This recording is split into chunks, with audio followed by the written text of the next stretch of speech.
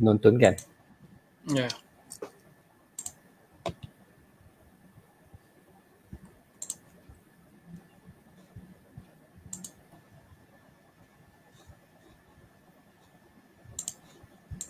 Kita share dulu tu Sekejap, saya ni nak share macam mana ni? Okey dah, keluar dah. Okey dah, okey dah. Pergi dekat Facebook, lepas tu kita share dekat profile masing-masing lah. Ya, okey. Keluar dah. Pergi dekat Facebook, lepas tu kita share dekat profile masing-masing lah. Ya, okey. Keluar dah. Pergi dekat Facebook, lepas tu kita share dekat profile masing-masing lah. Ya, okey.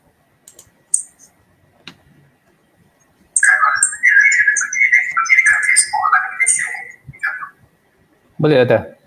Sekejap Dapat share, saya pun tengah ajak kita.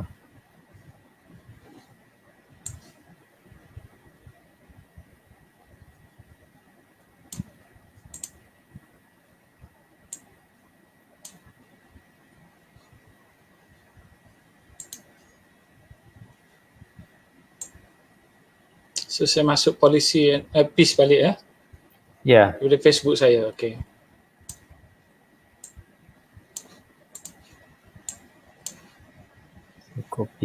Saya copy link. Share to public share now Share boleh ya. Ya, okey. At least boleh share dalam doktor punya. Okey. Dah saya dah share dah. Okey, macam mana doktor buat tu? Doktor lagi pandai. Tekan share lah. Tercari-cari Share tu, lah. share tu doktor dapat di mana tu? Saya pergi ke Yayasan Peace tu dan tekan pada bahagian video besar kan, kemudian dia ada share tu public, saya tekan yang tu. Saya pun baru belajar sehari 2 hari ni je ni sebenarnya. Okay, alright. Jamiza tak jumpa lagi ke? Dia dekat atas doktor, belah kanan Tak, kat video tu sebelah dekat kiri tu kan, video kan, kat video yang live tu. Tekan video tersebut besar. Oh, kan? Ada perkataan share tu Bukan. Ada perkataan share. Tekan share tu dia akan keluar. Share screen, bukan share screen kan? Tekan share saja. Ada like, comment, share tu. Tekan share. Macam mana moderator tercari-cari. Tetamu jemputan tu dah ajar pula. Tadi confident kan? Tak apa, kita ada masa panjang lagi. Kita ada 1 minit lagi, no problem.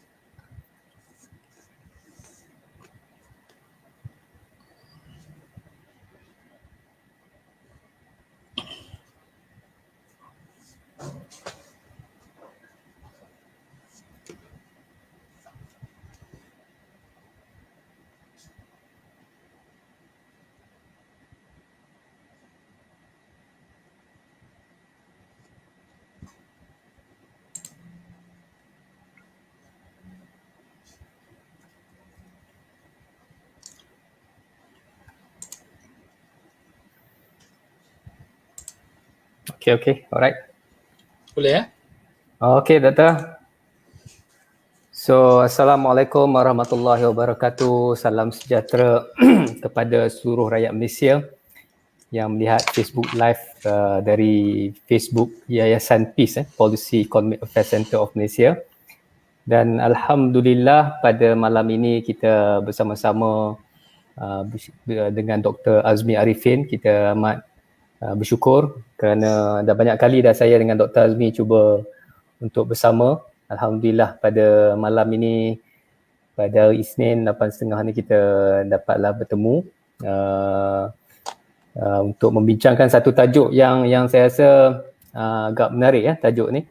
Kebetulan Yayasan Peace juga turut mengadakan siri membaca kitab Sulalatus Salatin secara line by line, secara talaki dalam bahasa Arab. So bagi saya amat penting untuk kita menggali balik khazanah-khazanah ataupun hikayat-hikayat Melayu ni, terutama tentang Sulalatus Salatin yang cukup dekat, terutama di kalangan orang Melayu. Kalau kita baca buku Sulalatus Salatin ni, kalau kita tengok ada banyak edisi saya tak tahu pada malam ini mungkin Dr. Azmi akan menerangkan beberapa edisi untuk Sulalatus Salatin ni. Kita ada karya Sulalatus Salatin daripada besi Muhammad Haji Saleh kan, Samad Ahmad, Ibn Syalabai kan. Mungkin doktor boleh terangkan. So sebelum kita mulakan pembentangan doktor, saya akan bagi seluas-luas ruang untuk doktor pada malam ni. Mungkin dalam masa 45 minit untuk doktor membuat pembentangan, dan jika ada soalan mungkin dalam 15 minit yang akhir itu kita akan menjawab soalan lah jika ada persoalan daripada rakan-rakan penonton sekalian. Sedikit mungkin ni kali kedua doktor bersiaran di Facebook Live. Sebelum ni saya dimaklumkan doktor bersiaran di Facebook New Melayu kan. So ini kali kedua. Mungkin sedikit saya perkenalkan Dr. Azmi Arifin adalah pensyarah kanan daripada Universiti Sains Malaysia,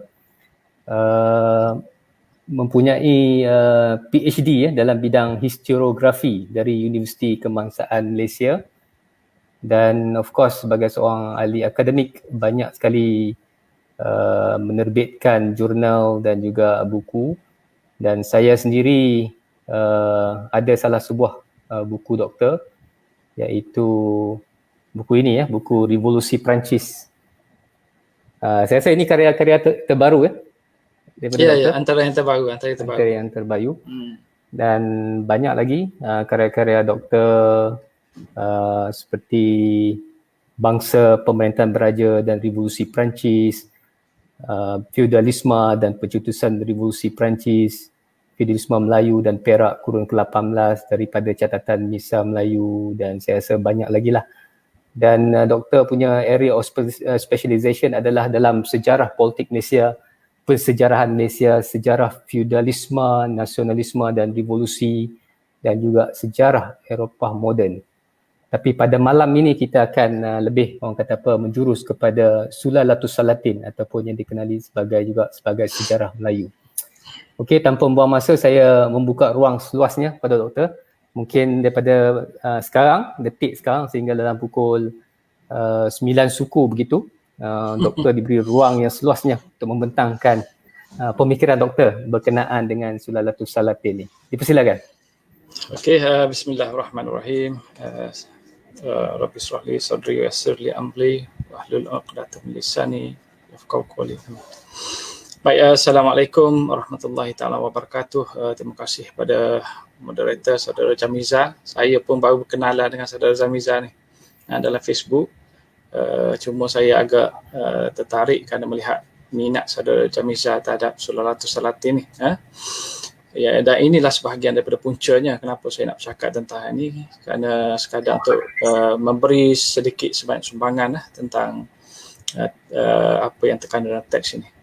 Baik, terima kasih kepada saudara Jamiza dan Yayasan Peace kerana telah memberikan ruang kepada saya untuk berkongsi pandangan.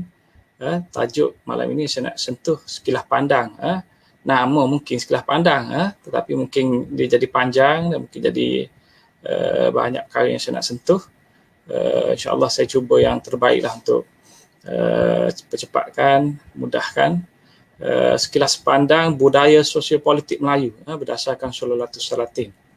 Saya tidak menggunakan sejarah ataupun istilah sejarah Melayu ni, kerana bagi saya nama sebenar teks ini yang asli, yang original adalah Sulalatus Salatin. Jadi saya tidak rasa ada sebab untuk kita mengubah.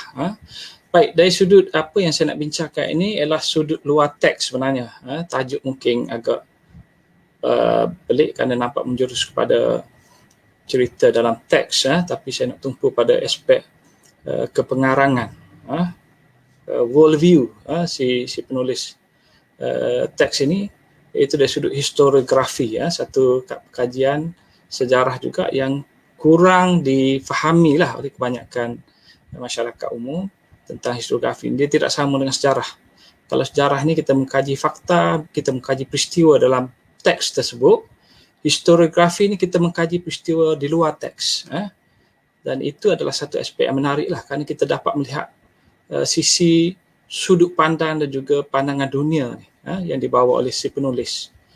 Soalnya kenapa dia nak menulis teks tersebut, apa yang dia nak sampaikan, apa mesejnya, yang kita perlu fahami sebelum kita meneliti fakta-fakta di dalam teks tersebut. Kita haruslah memahami niat dan matlamat si penulis itu sendiri. Kalau tidak, kita akan menjadi kabur. Baik, saya akan seperti saya katakan, saya akan membicarakan secara sekilas pandang tentang beberapa aspek. Mungkin tak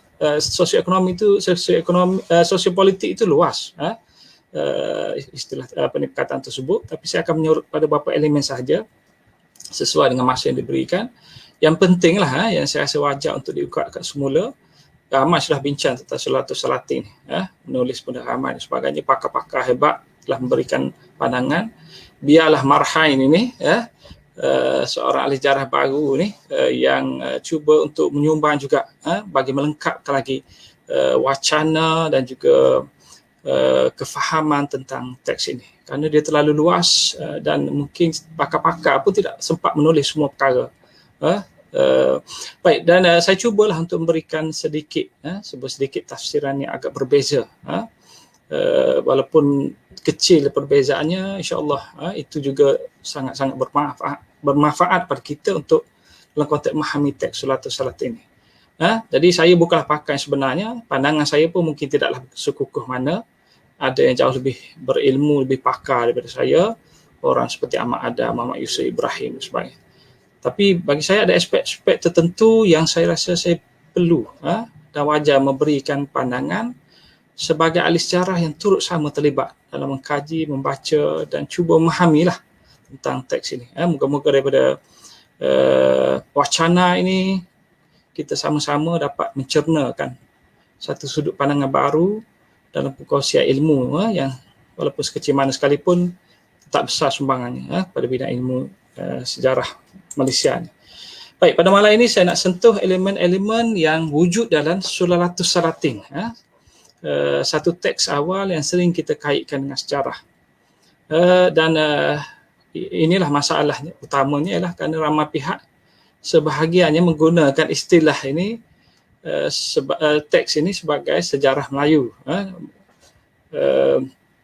Baik, sebelum saya mengulas ini, saya nak jelaskan dari segi versi yang saya akan rujuk. Selalunya versi ini banyak, berpuluh-puluh versi, tetapi salah satu versi yang saya rasa agak halus, perbincangannya agak teliti, yang dikemukakan oleh Abdul Rahman walaupun tajuk dia tetap Sejarah Melayu, yang diterbitkan oleh Membras, walaupun tajuk dia masih lagi tentang sejarah Melayu, tapi sebenarnya Abdul Rahman Ismail itu sendiri pun menggunakan nama Sulalatus Salatin. Baik, Sulalatus Salatin ini mula-mula sekali kalau kita nak memahami, kita tak boleh lihat dia dari sudut sejarah moden ini. Ini masalah. Kalau dalam kalangan pelajar ni, dan bahkan dalam kalangan sarjana pun, mungkin yang baru, dia cuba nak memahami teks ini dari sudut sejarah, nak lihat dari sudut isi sejarah, faktanya, dari sudut keobjektifannya dan sebagainya. Dan ini sebenarnya bermula daripada tradisi tingkat awal lagi. Misalnya orang seperti Raffles telah mengubah nama, memberi nama teks Sulalatus Salatin ini sebagai Malay Annals. Lalu kita kemudian terjemahkan pula daripada bahasa Inggeris kepada bahasa Melayu, dia jadi benda lain. Dia jadi sejarah Melayu. Sedangkan teks ini bukan teks sejarah Melayu pun. Dia tak bincangkan sejarah pun, bahkan dia bercampur aduk dengan elemen-elemen lain yang menyebabkan keliru. Kita keliru kerana kita nak melihat dia sebagai teks sejarah. Kita tak mahu melihat dia sebagai satu teks yang menunjukkan nilai-nilai yang berbeza daripada sejarah. Dan kalau ada elemen sejarah pun, dia adalah sejarah yang harus dilihat dari sudut kita, bukan dari sudut sejarah moden yang diambil daripada Eropah. Jadi dalam konteks ini, pandangan saya ialah saya melihat dari sudut, kalau kita nak mengkaji dari sudut sejarah, amatlah tidak sesuai. Kecuali kita melihat itu, seperti saya kata tadi, dari makna yang berbeza dan sifat disiplin sejarah itu yang berbeza. Tapi umumnya kita ni melihat dari sudut barat. Kita mengambil kacamata barat, perspektif barat. pandangan kita umumnya berpusatkan Eropah. Dan inilah yang menjadi punca kekeliruan.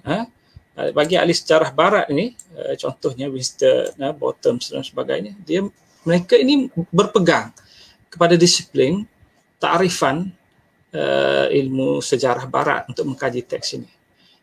Mereka tak salah lah, kerana itu perspektif mereka. Tapi kita tak perlulah bersetuju. Jadi bagi Bottoms misalnya, dia mengatakan dengan menggunakan takrif sejarah moden itu, dia mengatakan sejarah berdasarkan teks Sulatan Serati ini bagi orang Melayu adalah penglipu lara saja, tak serius. Ia tidak serupa sama dengan apa yang dipegang dalam disiplin ilmu sejarah barat. Maka kemudian kita pun tumpahlah sekali mengkritik teks ini, kerana kita lihat dalam konteks teks ini, kalau lihat dalam teks itu sendiri, dari segi isinya penuh dengan elemen yang bukan bersifat sejarah. Banyak legenda, mythos, ia juga ditulis dengan matlamat yang jelas.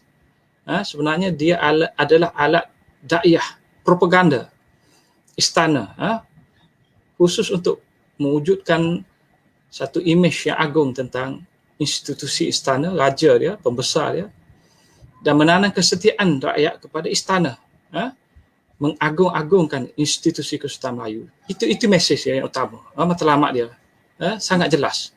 Dia ditulis untuk memberi panduan pada walaupun untuk memberi panduan pada rakyat, tapi dia maksud sama untuk menanam ideologi, indoktrinasi, supaya rakyat ini setia pada istana. Pemerintah lah maksudnya istana tersebut. Baik, penulis teks ini, siapa pun penulis ni ada perdebatan, saya malah nak campur tangan tentang perdebatan itu, kerana biarlah ahli sejarah yang besar-besar ni selesaikan, kalau boleh mereka selesaikan. Penulis teks ini yang menulis atas arahan Sultan dan istana bukan sebenarnya berhajat untuk menulis tentang fakta, sejarah. Itu kita kena ingat. Tetapi matlamatnya adalah untuk menyampaikan pesan tentang kehebatan dan keunggulan institusi istana, supaya menjadi asas kemegahan dan kesetiaan. Dalam konteks hari ini kita sebut sebagai patriotisme. Patriotisme yang berpusatkan istana dan berpusatkan raja. Kenapa nak berpusatkan istana? Ini masalah juga. Orang selalu memandang remeh. Kalau sekarang ni kita patriotisme berpusatkan negara, kerajaan dan sebagainya. Walaupun sebenarnya ini juga abstrak. Kita ni rasa kita dah hebat. Sebenarnya abstrak pun tak ada orang hari-hari berfikir dia sebagai warga negara Malaysia pun. Sebenarnya patriotisme tu agak luntur dalam kalangan kita pun sebenarnya. Baik, jadi kenapa berpusatkan istana? Kenapa patriotisme yang nak diterapkan ini berpusatkan istana? Kerana istana ataupun institusi kesultanan itu mencerminkan kedaulatan negara, kerajaan dan kedaulatan keseluruhan bangsa pada ketika itu. Kerana institusi raja inilah punca undang-undang, punca perlembagaan, otoriti, dan punca bagi segala elemen yang berkaitan dengan soal kedaulatan bangsa. Setia pada institusi pemerintah beraja dahulu. Bukan saya kata sekarang pun ada juga elemen tersebut. Kerana sejarah itu dia tidak terputus. Jadi elemen itu masih ada. Setia pada institusi kesultanan dahulu adalah ukuran kesetiaan rakyat pada negara dan bangsa. Kerana dahulu institusi kesultanan inilah yang menjadi tiang kepada negara pada ketika itu. Baik, memanglah kesetiaan ini umumnya tidak sama dengan bentuk kesetiaan dan juga kehendak kita pada ini, rakyat sekarang ni. Yang kita kata kita ni dalam era demokrasi, raja berperlembagaan dan sebagainya. Tapi janganlah kita ni terlalu cepat sangat, terlalu prejudis sangat, buruk sangka sangat, menganggap bahawa kesetiaan yang wujud berasaskan istana, berasaskan raja ini sebagai perkara yang mundur, remeh, salah, negatif, buruk dan sebagainya. Jangan terlalu cepat. Kita cuba fahami dahulu kenapa pentingnya institusi Kesultanan Melayu ini bagi masyarakat zaman dahulu. Bukan masyarakat kita pun, masyarakat dahulu. Walaupun pada hari ini pun kita masih menganggap elemen itu penting. Anda tahulah, semalam saya jelaskan. Cuba bayangkan kalau tak ada institusi istana, institusi raja ni. Harap pada menteri saja. Beri mereka saja amanah dari segi politik. ke mana kita akan dibawa kalau kita hanya dengan menteri-menteri ini saja tanpa ada kuasa raja. Jadi penting, jangan anggap remeh. Bagi setengah pihak memanglah mereka menganggap remeh kerana mereka tidak setuju.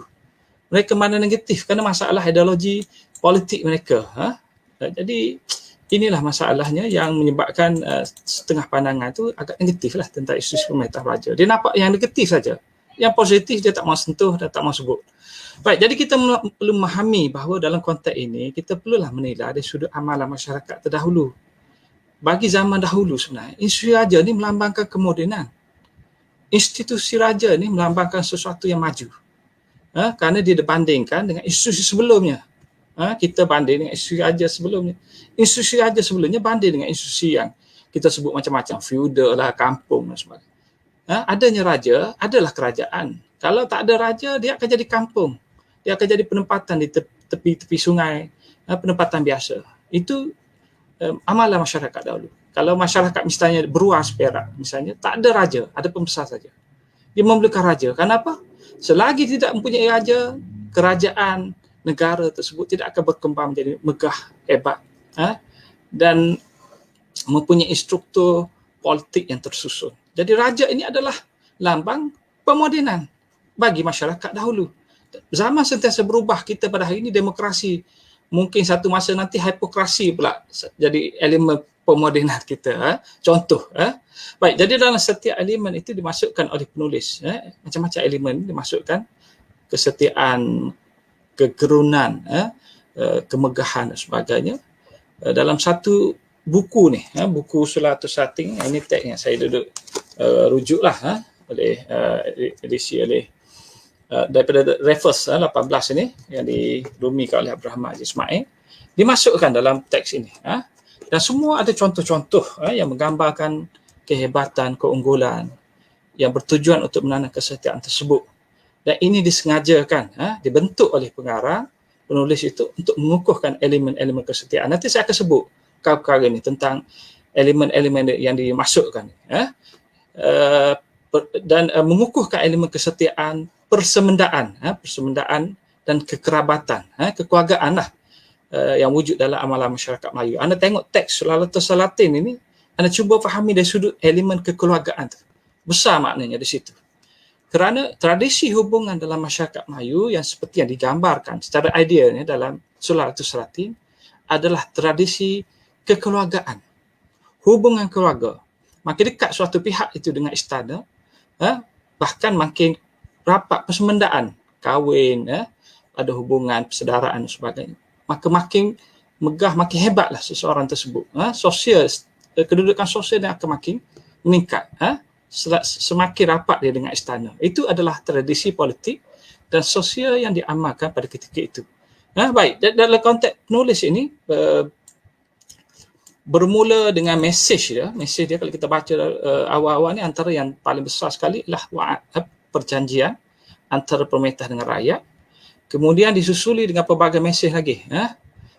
Selain wa'ad yang menjelaskan tentang hubungan, lunas hubungan di antara pemerintah dengan rakyat itu, diikuti dengan elemen seperti kehebatan luar biasa raja, keturunan dia, kesaktian dia, institusi yang gah itu, sampailah kepada elemen-elemen seterusnya yang menjadi punca kepada keruntuhan sebuah kerajaan itu, seperti pendahakaan dan kepimpinan yang lemah dan sebagainya lah.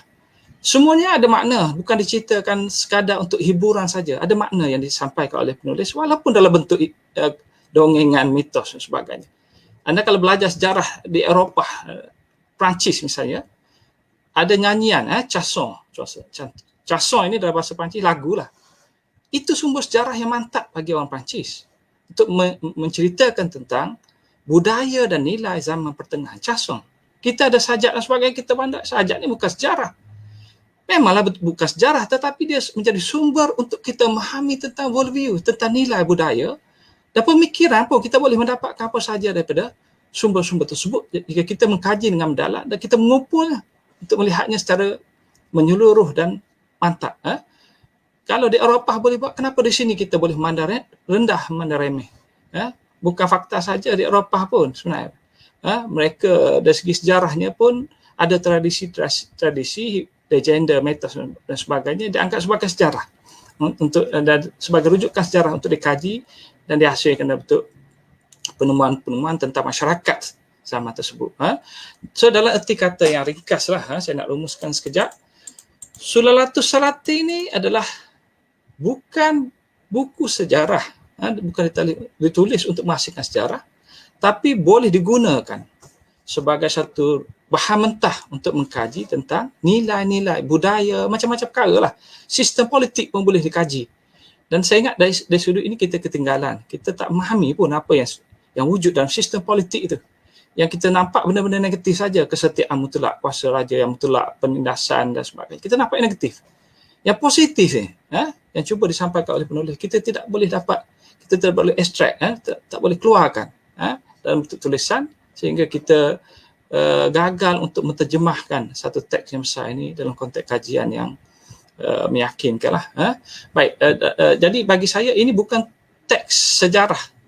Bahkan saya jelaskan sikit, saya tekankan sikit, ini adalah satu teks dakwah oleh pemerintah yang digunakan untuk, yang ditulis, dihasilkan untuk menanam kesetiaan rakyat. Macam buku teks sekolah lah fungsi dia. Buku teks sekolah untuk menanam patriotisme. Samalah dengan Sulalatus Salatin, macam buku teks sekolah.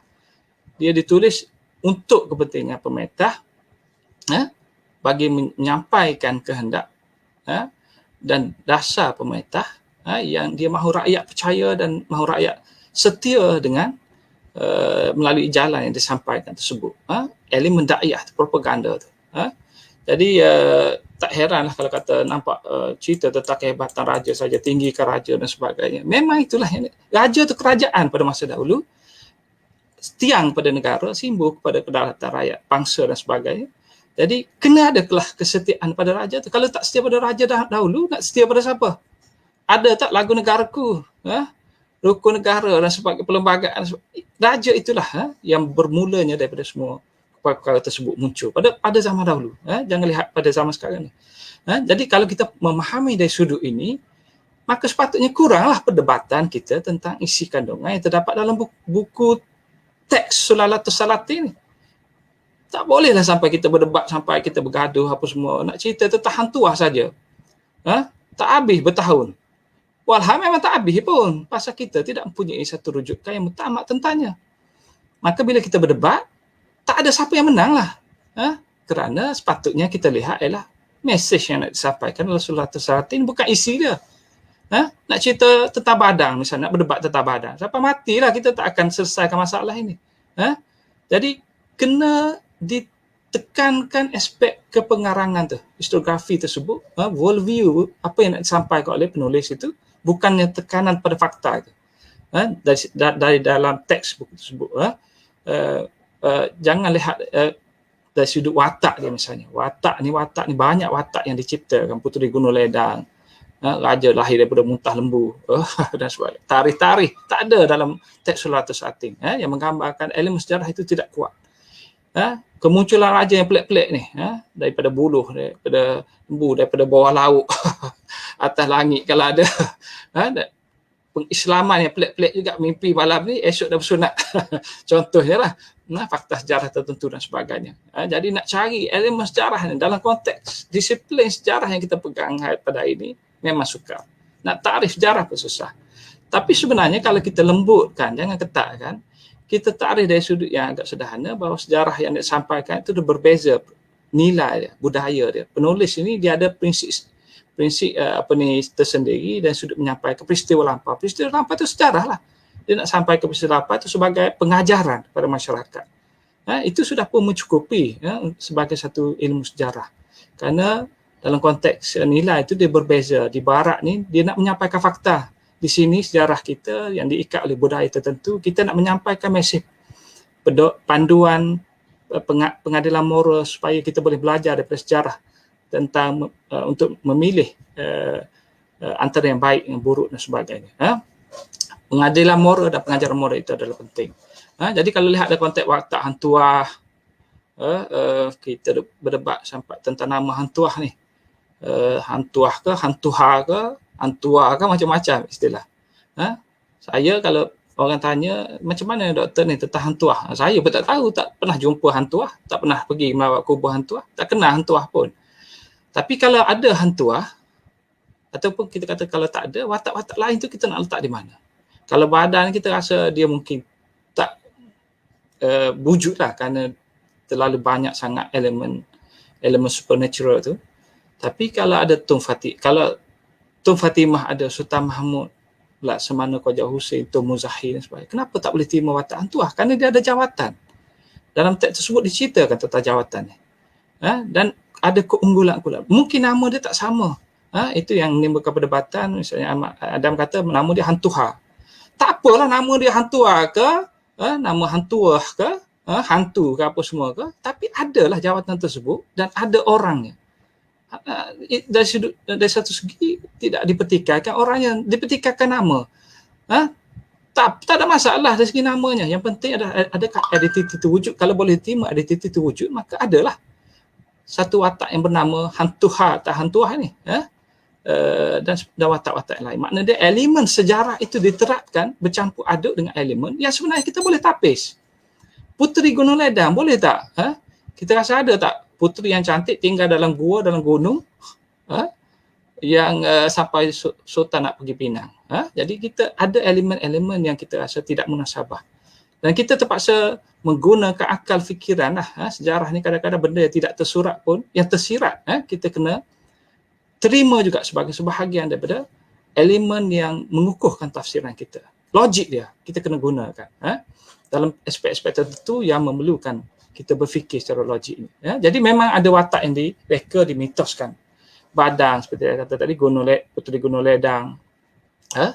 Tapi ada juga watak yang wujud berkisar pada jawatan yang dia pegang, peranan yang disumbangkan, yang selari dengan perkembangan sejarah.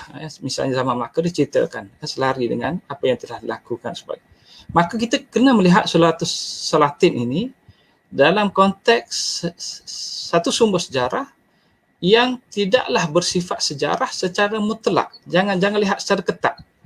Dia ada sebahagian elemen dia dan akhirnya dia akan menjadi satu sumber sejarah walaupun bukan buku sejarah, sumber sejarah yang mentah yang boleh dikaji untuk memahami aspek yang luas.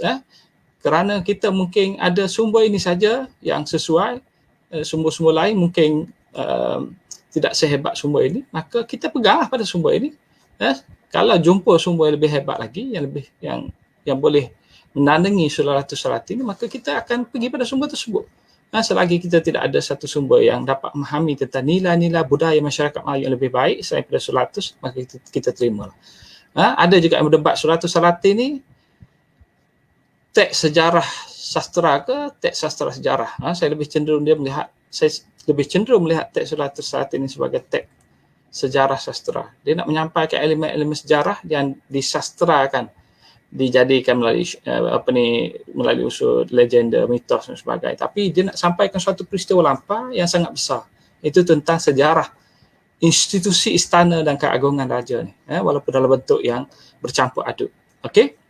Baik, tapi itulah kelemahan Sulalatus Salatin. Kita tak boleh angkat fakta sejarah dia dengan secara ketat dan tak boleh mempertahankannya dengan totok seolah-olah itu yang berlaku dan sebagainya. Kena kita rujuk balik pada sumber-sumber yang pelbagai ni, sumber dari China, Arab, Portugis dan sebagainya. Barulah kita boleh memahaminya dari sudut fakta-fakta tersebut, termasuklah sumber-sumber sejarah Melayu. Kita ni kadang-kadang rujuk dari China, dari Arab, India dan sebagainya, Portugis dan sebagainya. Yang Melayu ni kita tinggalkan. Misal Melayu, Tajus Salatin, ada 4 yang Salatin ni. Tajus Salatin, Bustanus Salatin, Sulalatus Salatin. Dan ada satu lagi yang pelajar saya buat PhD, dah lulus, jadi pensyarah di Aceh, kaji tentang Tusilanan, ada satu kitab, nama dia Mabainas Salatin. Tak popular lagi. Jadi ketiga-tiga teks ini, keempat teks ini sebenarnya membicarakan aspek yang berbeza. Tajus Salatin berbeza, Bustanus, Mabaina, ada ekonomi, ada agama, ada undang-undang, ada sejarah dan sebagainya. Kena baca secara komprehensif, secara menyeluruh. Misal Melayu, kalau anda tengok Misal Melayu, kalau anda baca nipis saja. Tapi pelajar pun tak baca juga nipis-nipis. Mereka baca yang sangat nipis. Ini masalahnya, nipis-nipis mereka pun tak baca juga. Misal Melayu tu kalau baca, kurang unsur mitos dan dongeng dia, banyak unsur sejarah. Ada tahun pun, apa semua.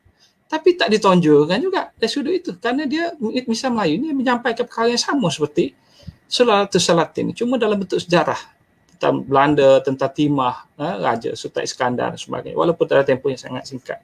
Jadi Sulalatul Salatin ini pendeknya, pokoknya kita kena baca dalam konteks kita juga melihat sumber-sumber penggarapan dalam sumber-sumber teks Melayu yang lain, barulah dia menjadi lengkap. Hukum kanun Melaka, kitab-kitab Melayu yang lain, barulah kita boleh memahami worldview, nilai masyarakat, sosial budaya masyarakat sekurang-kurangnya pada zaman Melaka itu. Baik, apa yang saya nak tekankan malam ini ialah tentang kekeliruan yang wujud tentang teks ini. Ini yang saya kata masalah utamanya yang menjadi punca kepada bagaimana kita melencong melihat teks Sulalatul Salatin ini sebagai sumber sejarah. Ini fenomena yang wujud dalam masyarakat dan karya kita secara umum pada hari ini. Teks Sulalatul Salatin, jarang kita sebut nama Sulalatul Salatin. Kita pun tak, ada yang tak tahu pun nama Sulalatul Salatin. Dia hanya tahu sejarah Melayu. Pelajar-pelajar kita yang tak minat sejarah, dia tahu sejarah Melayu saja. Itu pun kadang-kadang dia tak tahu pun sejarah.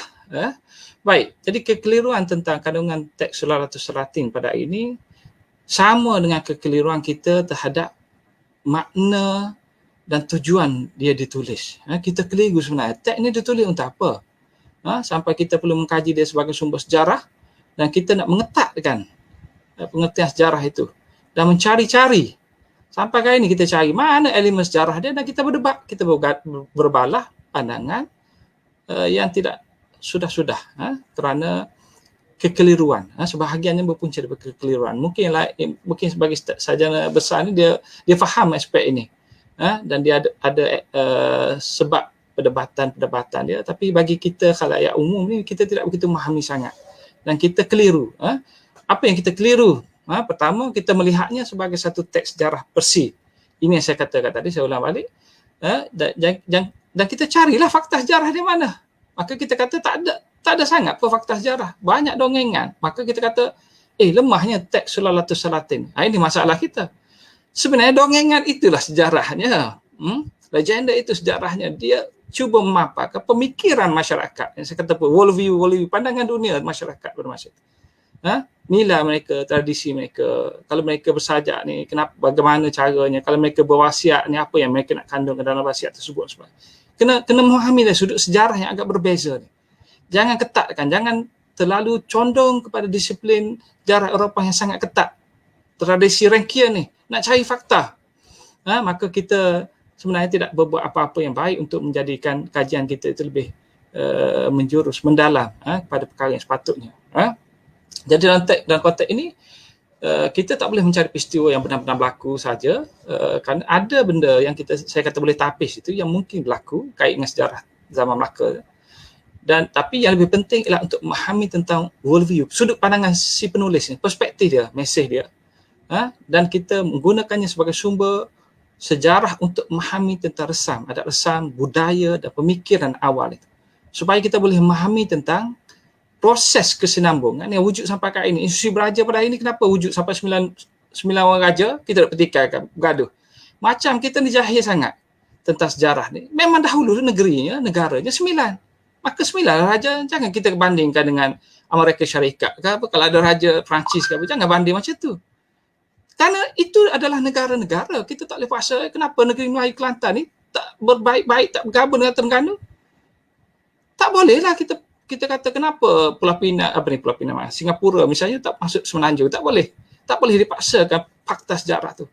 Jadi janganlah buat kita seolah-olah jahil, kita pertikaikan. Saya nak kritik sarjana besar ni, bukan khalayak umum. Saya usia ahli dia pertikaikan. Kenapa ada 9?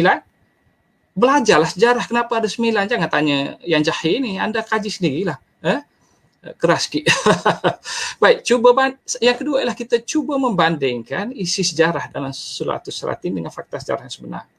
Nak banding cerita Badang dengan cerita tentang perang Waterloo misalnya, contoh.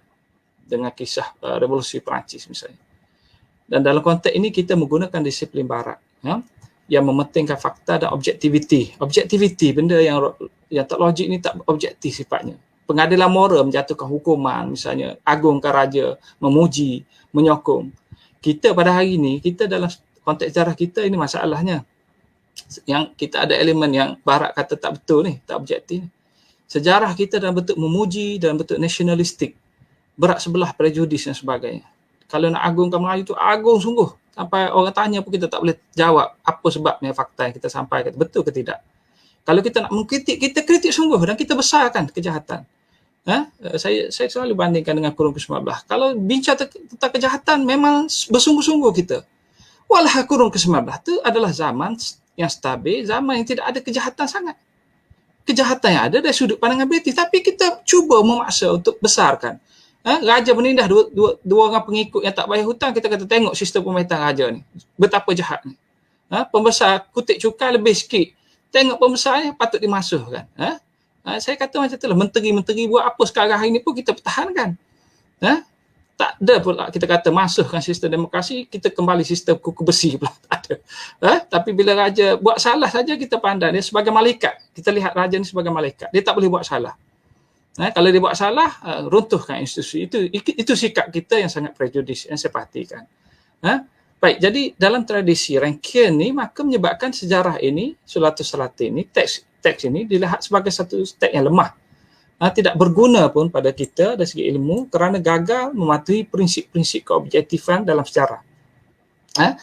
Tapi ialah kita lihat dari sudut penulisnya, dia keterlaluan dalam memuji istana, ceritanya, perwatakan dan apa yang digarapnya memusatkan raja, bersentrik istana, mengagung raja saja. Tidak ada cerita tentang rakyat. Ini satu hal juga. Dikritik Sulatatul Salatin ni, rakyat ni macam tak penting, tak diceritakan. Wujud ketidakadilan dari segi sejarah kerana tak ceritakan. Apalah teks ni tak berguna ya, kerana bercerita tentang raja saja. Walau memang teks tu nak cerita tentang raja. Kalau teks tu tajuk dia Sulalatus Rakyat contohnya, saya reka bahasa Arab tak kerti sangat, bukan sultan, maka tak adalah gambaran sultan tu banyak sangat, rakyatlah ceritanya. Jadi kita harus fokus dan kita kena memahamilah kedudukan teks ini dalam konteksnya yang asal. Jangan kita memaksa dari sudut perspektif kita, semua benda akan jadi tidak betul. Baik, yang ketiga ialah kegagalan memahami teks ini sebagai suara atau cerminan kepada budaya masyarakat yang tersendiri. Ini satu perkara yang besar. Di mana yang ada nilai kehebatan dan kemajuannya tersendiri. Kita ni bila kita nak lihat perkara yang berlaku dalam tradisi masyarakat dahulu, kita selalu memandang rendah, melihatnya sebagai masyarakat yang mundur tanpa kita mengukur kedudukan kita sekarang ni macam mana sebenarnya. Tahap kita ni. Maju ke mundur, bertamadun tak kita ni. Atau macam British kata ni, kita ni uncivilized, feudal, jahiliah yang total. Kita nak menghukumi, mengadakan pengadilan moral dalam konteks masyarakat dahulu. Dari segi undang-undang dia, dari segi budaya dia, tingkah laku aja, adat resan dia yang kita pandang remeh. Kepercayaan karuk-maruk dan sebagainya. Amalan sosial dan politik. Dan kita lupa bahawa masyarakat dahulu, Islam dia pun masih lagi bertatih, baru muncul saja Islam dia. Kita tak boleh mengamalkan Islam dengan betul lagi pun.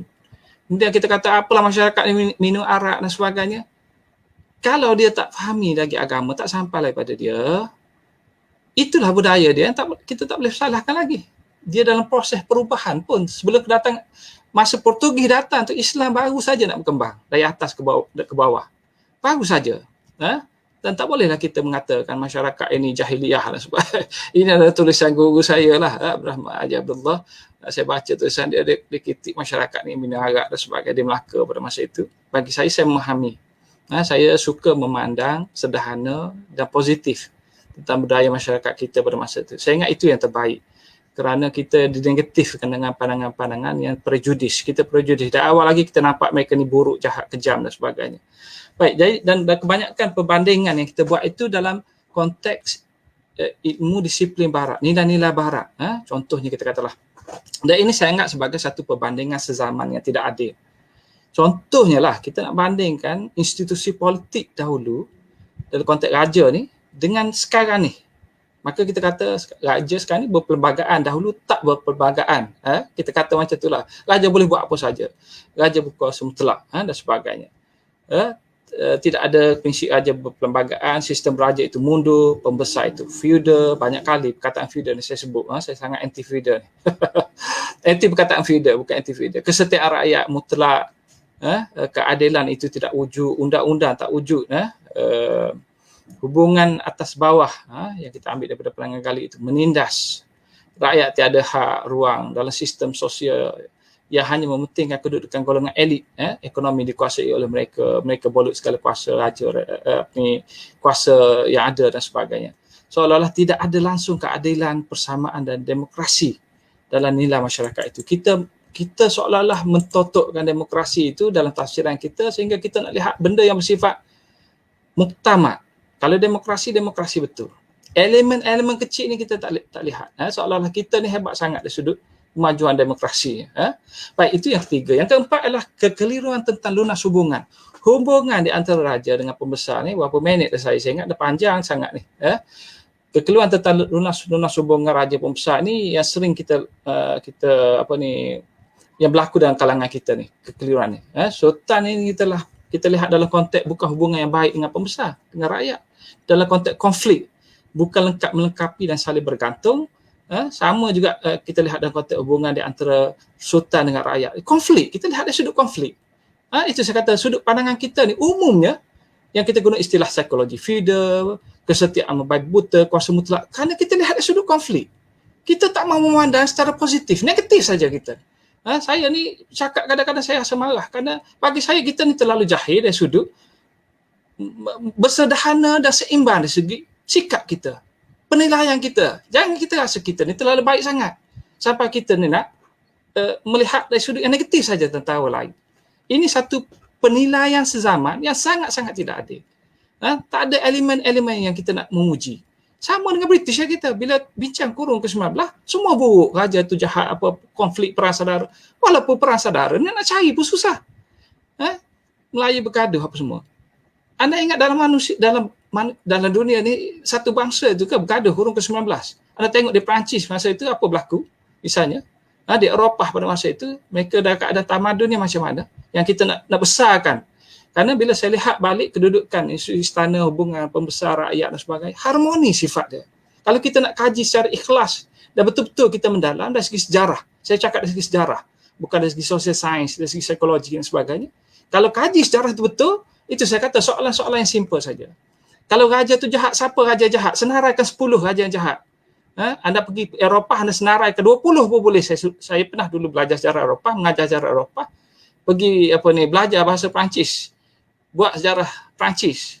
Saya tahu raja-raja ni, jenis Louis ni, berpuluh-puluh Louis itu kebanyakannya jahat.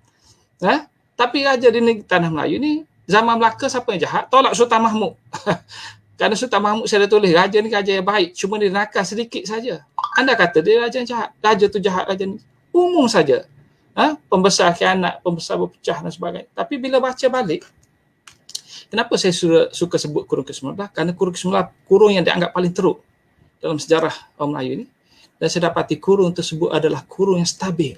Zaman yang stabil. Pergilah di mana-mana. Yang tak stabilnya adalah kawasan yang kaya dengan lombong. Itu saja. Dan dia bukan berkaitan dengan satu bangsa tertentu saja. Ini saya nak menekankan elemen ketidakadilan kita dari sudut berperspektif ini.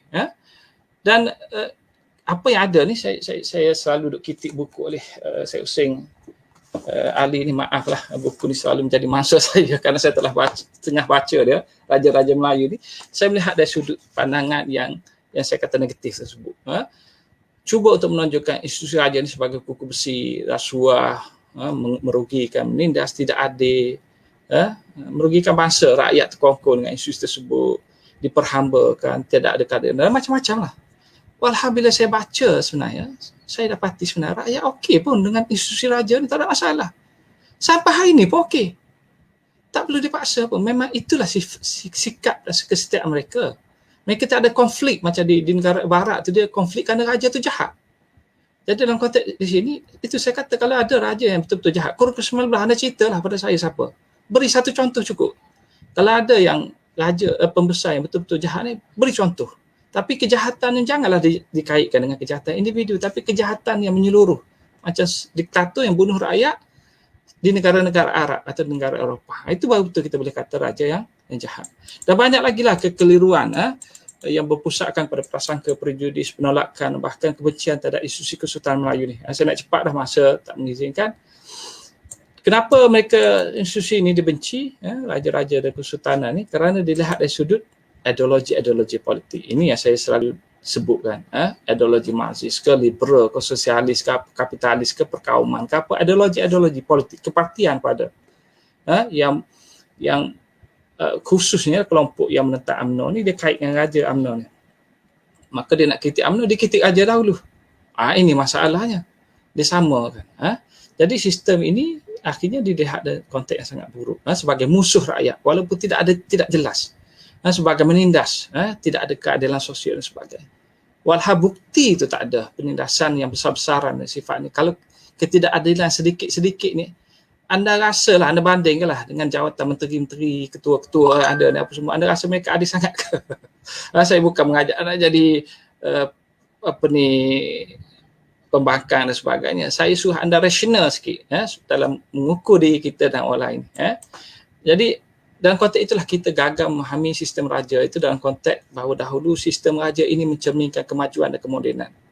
Keadilan itu terhadap dalam sistem raja, dari istana. Dan rakyat Melayu tidak pernah menolak sistem ini.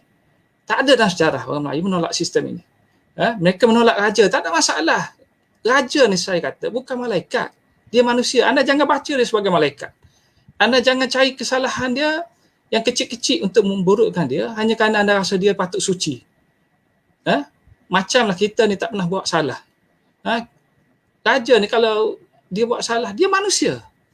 Ada raja yang baik, ada raja salah. Cari raja yang baik dahulu, jangan cari raja yang jahat. Kerana yang baik dia ramai, tapi dalam sejarah kita, mana buku sejarah yang menunjukkan raja yang baik? Mana buku sejarah? Tak ada buku sejarah menunjukkan raja yang baik. Semua jahat-jahat. Tapi tak ada, kita tak boleh jawab soalan raja mana yang jahat. Selain Sultan Mahmud. Mahmud 1, Mahmud 2 di Johor dan Melaka.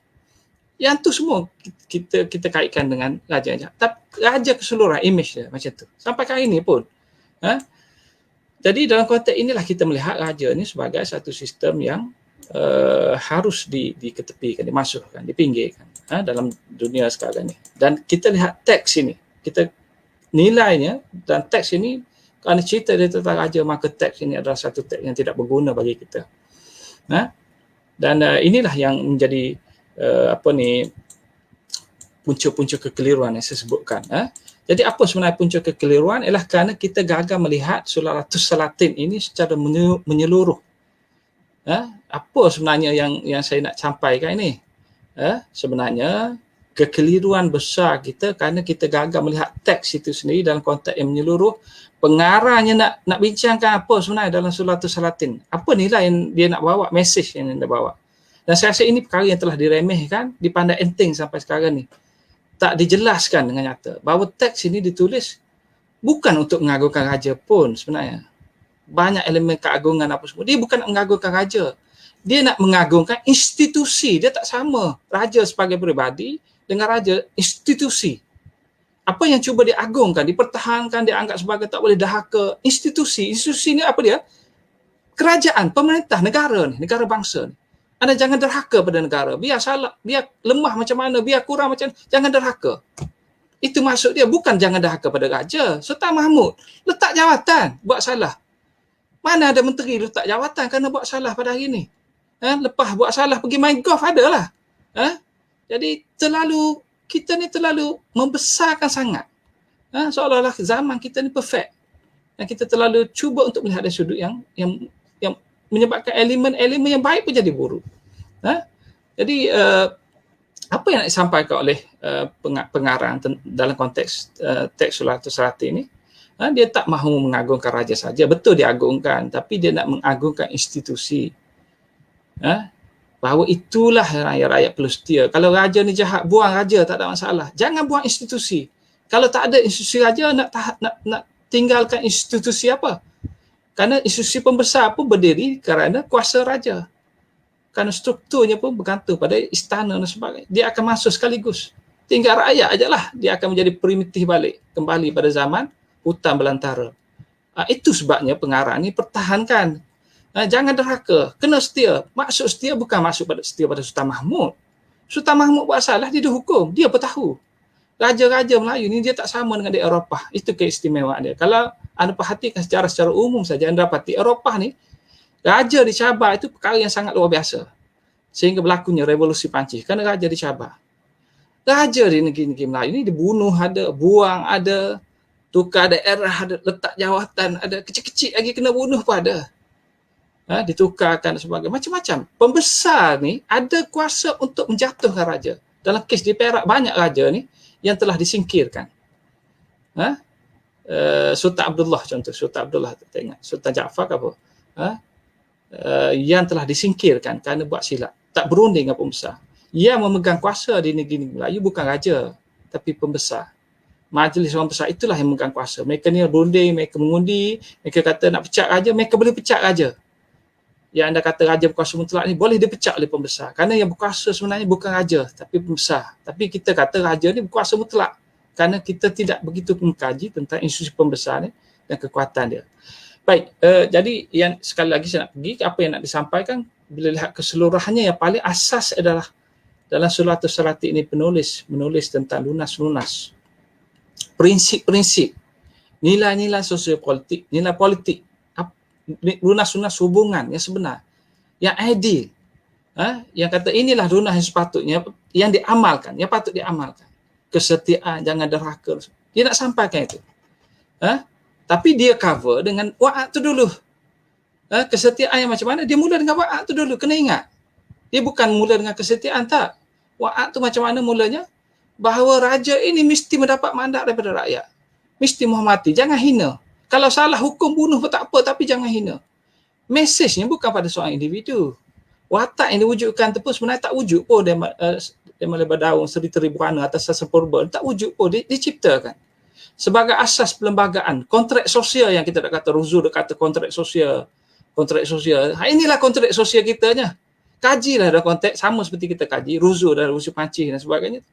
Biar sama level dia. Tapi kita tengok wa'ad ni, rakyat ni diperhambakan. Boleh raja boleh buat apa saja, rakyat kena setia. Kan ada wa'ad ataupun kita sebut wadat. Terbalik kong panggil. Sebenarnya yang dibincangkan ialah bahawa hubungan itu bersifat bertimbang balas. Bahawa raja dahulu ni adalah berasal daripada rakyat. Dan dia mesti mendapat mandat rakyat, dia mesti melakukan kehendak rakyat, memenuhi kehendak rakyat, memetah dari sudut kepentingan rakyat dan sebagainya. Barulah kemudian rakyat boleh setia pada dia. Kalau rakyat dahaka pada dia dalam keadaan dia melaksanakan semua amanah tersebut, maka rakyat itu dahakalah. Tapi dalam konteks tertentu dibincangkan juga. Pendahakaan ini dia ada kriteria yang boleh dan tak boleh. Contohnya dalam kes San Ranjuna Tapa misalnya di Singapura. Bila anak dia dihina dan sebagainya oleh raja, dia buka Singapura kepada kuasa luar. Menyebabkan Singapura itu jatuh, negara jatuh. Pengkhianatan dalam bentuk ini adalah satu pengkhianatan yang besar kerana dia bukan menjatuhkan seorang raja itu saja, tetapi dia menjatuhkan seluruh bangsa tersebut, kerajaan tersebut. Saya baru bercakap suku saya dah tinggal 2 minit, masa tak mengizinkan. Tak apalah, saya akan sentuh mana yang saya sempat. Jadi itulah bagi saya punca kekeliruannya. Mungkin sambung akan datang lah. Banyak sebenarnya saya nak sampaikan. Itu saya kata pada Jamiza, bagi 2 jam tapi kerana benda ni besar dan saya nak sampaikan keseluruhan. Tapi tak apalah berhenti dengan aspek kekeliruan ini tentang teks ini. Saya ingat itu pun sudah memadai lah. Bagi saya, bila saya nak rumuskan secara umum berdasarkan apa yang penulis nak sampaikan ialah dia nak sampaikan satu mesej bahawa inilah yang harus dijadikan panduan kepada kita untuk memahami tentang sistem politik, amalan, lunas, prinsip dan sebagainya. Dia sangat dijaga dalam teks tersebut. Dia dah disusun dengan sesuai lah. Dan dia berikan contoh cerita-cerita yang pelik-pelik ini adalah untuk menggambarkan. Dan satu segi dia pun nak mengkritik juga. Konteks raja-raja tertentu, Sultan Mahmud pergi Pinang, Puteri Gulunedan saja. Dia nak kritik bahawa raja ni nakal. Tapi dia bukan nak kata raja ni jahat. Jadi ada elemen sindiran menjelaskan bahawa dia tidaklah mengagungkan raja itu sepenuhnya. Dia nak menyampaikan bahawa raja ni pun buat salah. Dan dia tulis itu adalah dalam bentuk yang sinis, kritikan. Tapi tidaklah sampai perlu rakyat menganggap bahawa itu adalah satu keburukan sampai begitu sekali institusi raja ni harus dipinggirkan, diketepikan. Tak, dia tak sampai ke tahap tu. Dan bila saya tulis, saya kaji tentang Sultan Mahmud, saya heran. Sikit lagi Jamiza, bila kaji tentang Sultan Mahmud, saya dapati pandangan kita sangatlah buruk tentang Sultan ni. Kita puji Tun Muzahir, orangnya suci, tidak bersalah, dibunuh dengan kejam, tidak diadili. Bila saya baca, pandangan saya terbalik. Bendanya jelas dalam Suratul Salatin. Kita yang tak jelas. Tun Muzahir ni bapa rasuah negara. Dia memang patut dihukum mati pun. Dialah punca Melaka ni runtuh dan menghadapi masalah. Bahkan daripada keluarga dia ada masalah ni. Dia datang dari generasi Manipurindam ni, masuk Istana Melaka sekejap saja berlaku pemberontakan dah. Kerana elemen budaya yang berbeza ni menyebabkan nilai-nilai kesetiaan itu tidak ada pada mereka. Lebih pada nilai-nilai yang lain. Dan mereka ini yang menguasai Istana Melaka masa Melaka diserang oleh Portugis. Jadi elemen-elemen rasuah itu berleluasa. Salah seorangnya adalah Tun Muzahir lah. Bapa rasuah negara Melaka pada masa itu adalah Tun Muzahir. Tun Mahmud hukum dia. Kalau bapa rasuah kebangsaan kita, pada ini contohnya, hukuman dia apa? Kerana dia mengkhianati negara. Dahulu dia keras lagi. Saya tengok Sultan Mahmud telah menjalankan amanah dengan betul pun. Yang dikaitkan dengan tu Fatimah, dia bunuh orang itu. Ada semua penjelasan dan tulisan saya yang anda boleh rujuk dalam internet. Yang menggambarkan dia bukanlah seorang raja jahat. Dia tahu bahkan bila dia buat salah, dia boleh letak jawatan, pergi bertaubat.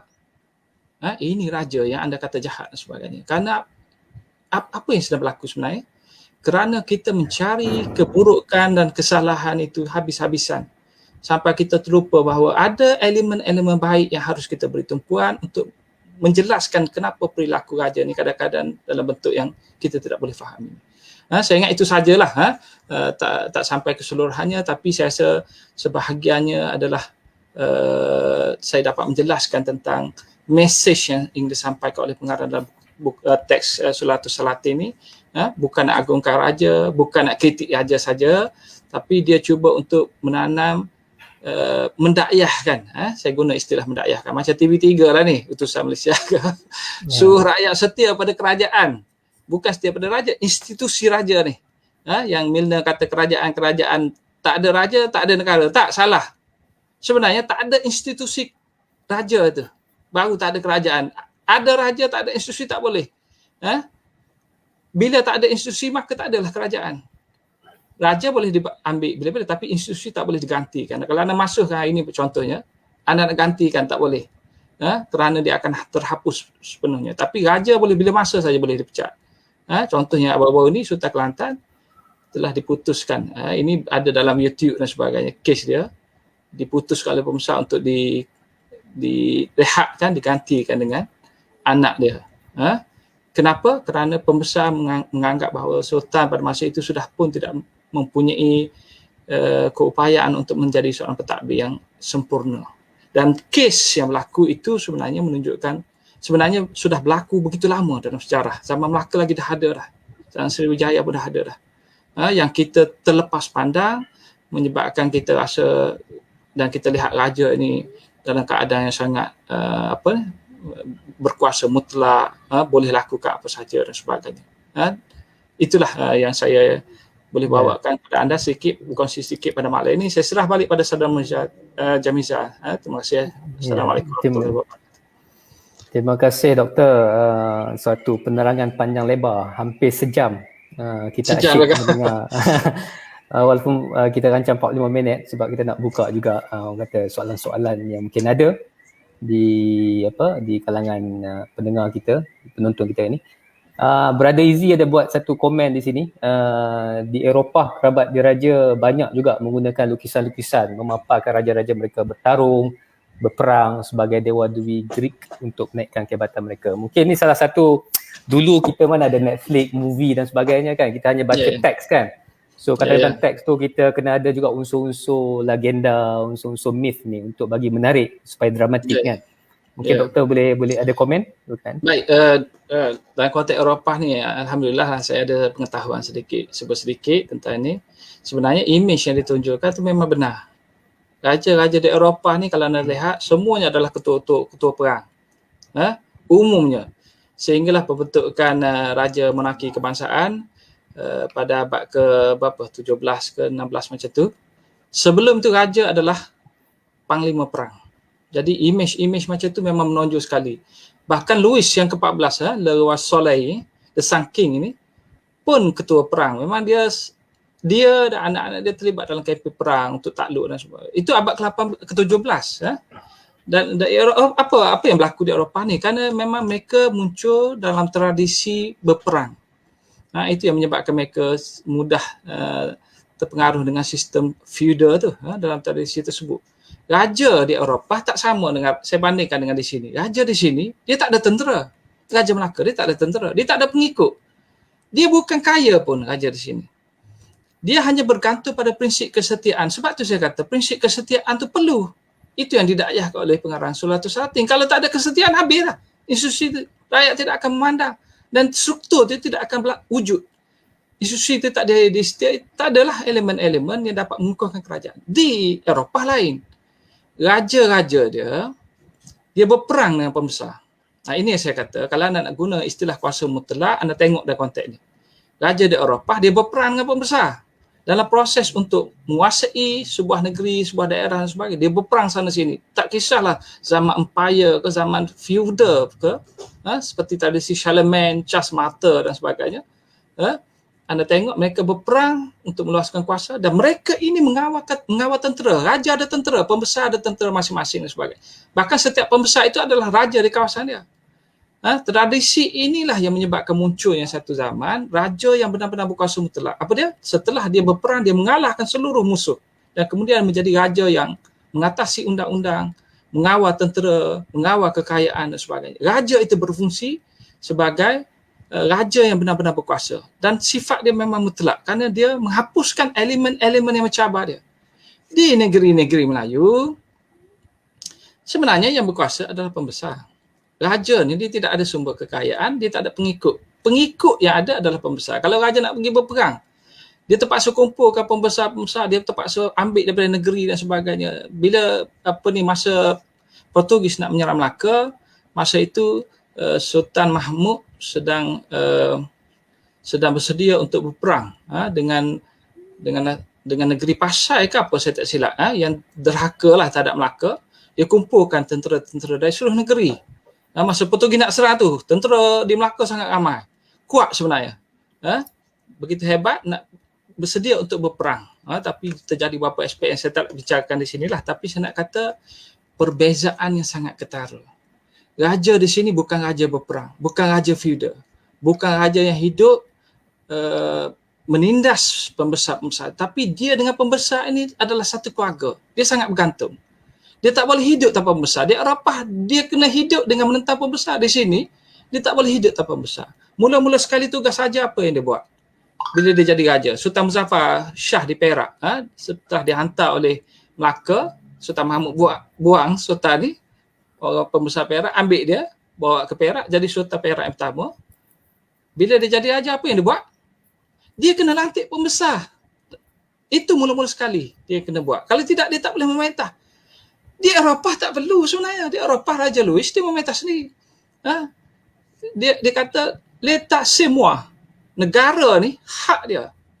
Undang-undang tu bawah dia, bukan undang-undang atas dia. Negeri-negeri Melayu undang-undang atas. Raja Sultan Mahmud bila dia buat salah, dia kata kalau mengikut hukum undang-undang Islam ni, saya didapati bersalah, saya kena hukuman bunuh.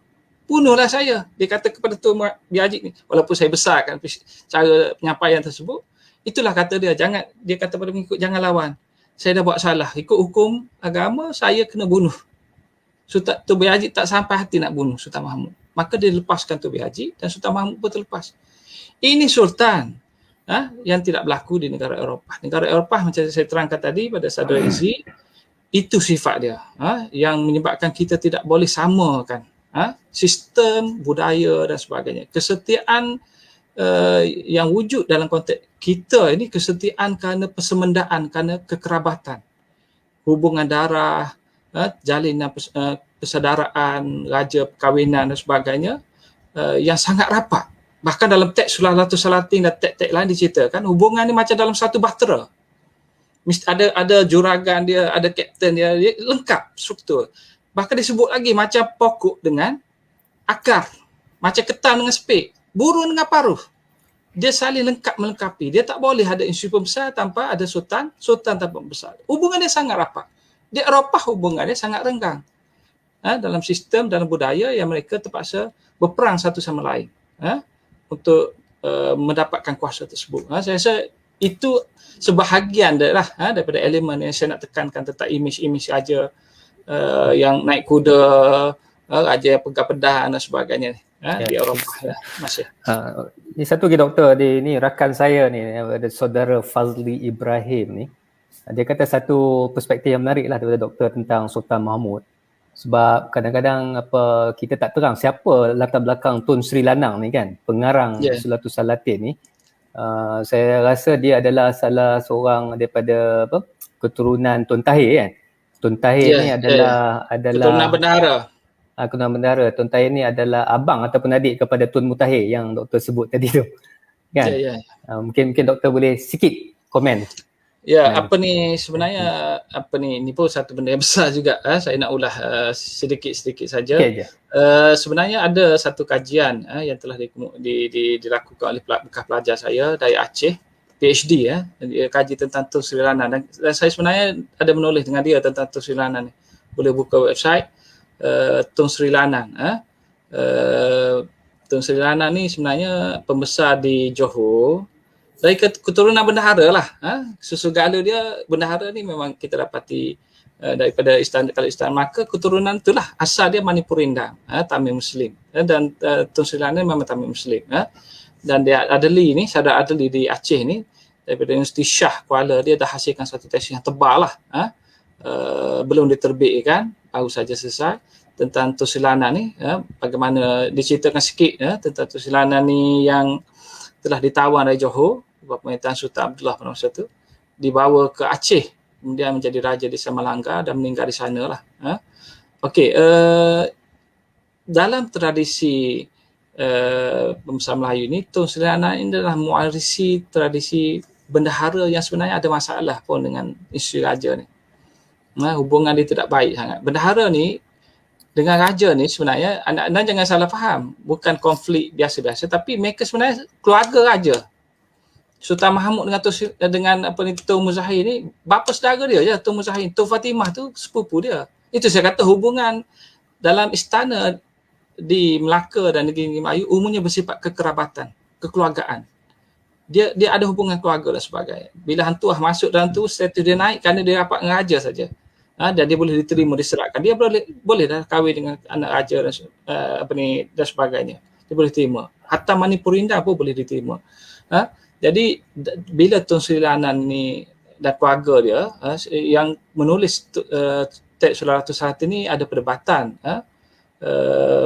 Yang menyuruh tulis itu, kalau mengikut teks versi yang dirumikan oleh Abrahman ni, Raja Bungsu. Raja Bungsu ni Raja Abdullah tu lah, yang telah ditawan juga oleh Aceh, bawa ke Aceh, kemudian dirajakan semula di Johor, kemudian lawa balik Aceh, kemudian diserang dan kononnya mengikut setengah sarjana, andaya tak silap saya, mati daripada peperangan tersebut. Konflik antara Johor dengan Aceh pada masa itu dalam persaingan kuasa. Jadi kelompok bendahara ni umumnya ada masalah sikit. Sebab itu saya kata bila menulis tentang raja ni, mereka kritikal sikit bendahara ni. Mereka kritikal sikit dengan raja-raja ni. Tapi raja ni saya kata adalah buta huruf. Dia tak boleh baca, dia tak boleh tulis. Bila dia nak suruh tulis, dia akan suruh. Bendahara ni lah umumnya kelompok intelektual. Termasuklah Tun Sri Lanang. Dia ulama pun. Dia ulama sebenarnya. Mati di Semelangga sebagai ulama besar dan juga pembesar di Aceh. Itu yang saya boleh jelaskan tentang Tun Sri Lanang. Tetapi nak cerita panjang, banyak perkara lagi lah. Di siri-siri lain, Doktor, insyaAllah. Ya. Soalan terakhir, Doktor, sebelum kita tamatkan perbincangan kita. Soalan daripada Brother Easy lagi. Adakah cerita sesuatu-sesuatu ini disampaikan dalam istana pada masa itu? Dibacakan? Saya ingat itulah tradisi dalam masyarakat istana pada masa itu. Dia selalu dibacakan teks-teks ini untuk panduan pemerintah. Dia sebenarnya khusus untuk pemerintah. Sebab tu anda tanya, kenapa tak cerita tentang rakyat? dia sebagai pedoman untuk pemerintah tu dahulu, sultan tu dahulu.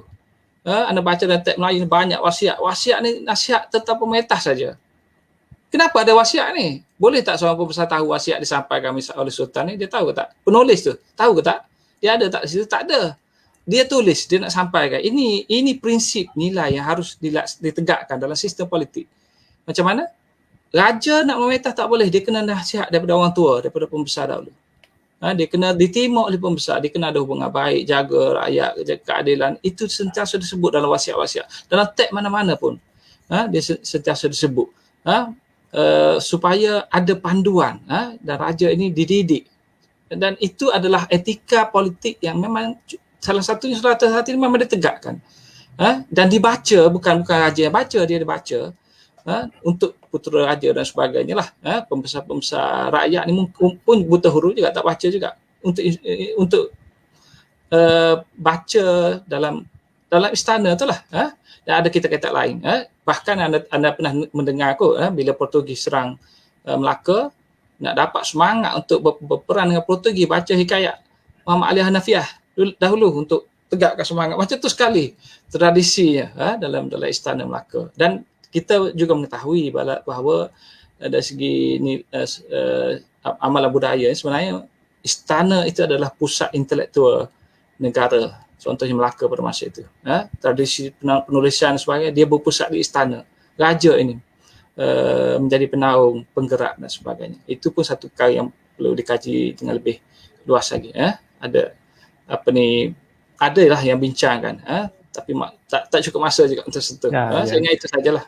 Okey, kita lebih kurang 1 jam lebih bincang pasal Sulalatul Salatin, dan saya yakin ni bukan kali terakhir lah. InsyaAllah doktor akan bersama dengan Yayasan Peace.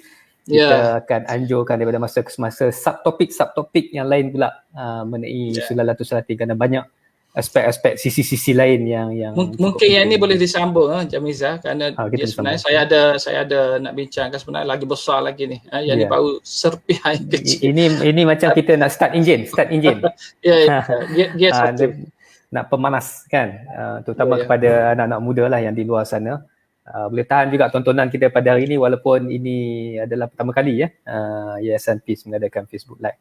Sekali lagi saya ucapkan terima kasih dan semua kepada para penonton. Kita berjumpa lagi dalam siri yang akan datang insya-Allah bersama dengan Dr. Azmi lagi.